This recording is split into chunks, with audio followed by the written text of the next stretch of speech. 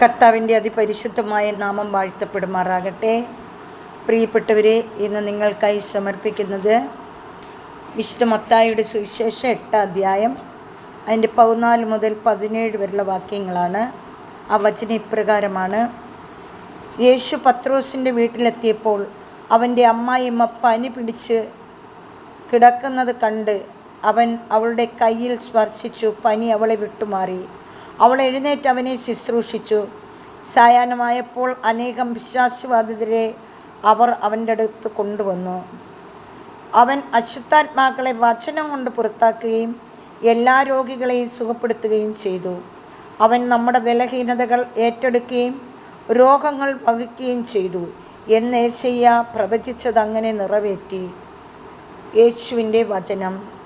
പ്രിയപ്പെട്ടവരെ, ഈ വചനം വായിക്കുമ്പോൾ നമുക്ക് മനസ്സിലാക്കാൻ കഴിയുന്നത്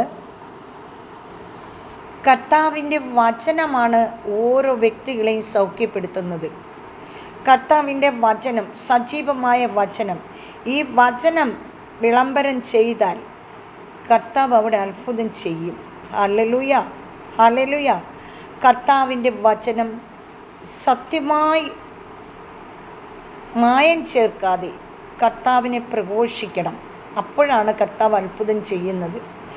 ഇന്ന് ഒരുപാട് ധ്യാനകേന്ദ്രങ്ങളുണ്ട്, ഒരുപാട് ധ്യാനകേന്ദ്രങ്ങളുണ്ട്. അവിടെയൊക്കെയും വചനപ്രഘോഷണങ്ങൾ നടക്കുന്നുണ്ട്. കർത്താവിൻ്റെ വചനം വിളംബരം ചെയ്യുന്നിടത്ത് രോഗശാന്തിയുമുണ്ട്. ഹല്ലേലൂയ. അങ്ങനെ നമുക്ക് ഇന്ന് കർത്താവിൻ്റെ വചനം ശ്രവിക്കുകയും ആ വചനത്തിൽ നിലനിൽക്കുകയും ചെയ്യാം.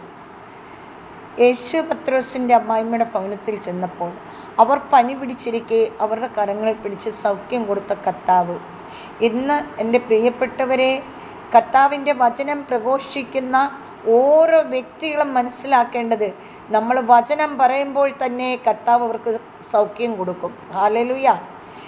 കേൾക്കുന്ന വചനമാണ് നമ്മെ ശുദ്ധീകരിക്കുന്നത്. ഹല്ലേലൂയ. അങ്ങനെ വചനത്തിൽ വളരുന്നവരായി മാറണം. ഹല്ലേലൂയ. ദൈവത്തിൻ്റെ വചനം നമ്മളിൽ എല്ലാവരിലും നിലനിൽക്കട്ടെ. എൻ്റെ എല്ലാ പ്രിയപ്പെട്ടവരെ ഓർത്ത് ഞാൻ പ്രാർത്ഥിക്കുന്നു. പിതാവിൻ്റെ വാത്സല്യ സ്നേഹം എൻ്റെ എല്ലാ പ്രിയപ്പെട്ടവരുടെ മേലും ഇരിക്കട്ടെ എന്ന് പ്രാർത്ഥിക്കുന്നു. പ്രിയപ്പെട്ടവരെ, ഇന്ന് നമുക്കായി കർത്താവ് നൽകിയ വചനത്തെ നമുക്ക് മുറുകെ പിടിക്കാം. ആ വചനത്തെ ഓർത്ത് ധ്യാനിക്കാം. കർത്താവിൻ്റെ വചനമയച്ച് സൗഖ്യപ്പെടുത്തുന്ന ഈ വചനത്തെ നമുക്ക് മുറുകെ പിടിച്ചുകൊണ്ട് ദൈവത്തെ മഹത്വപ്പെടുത്താം.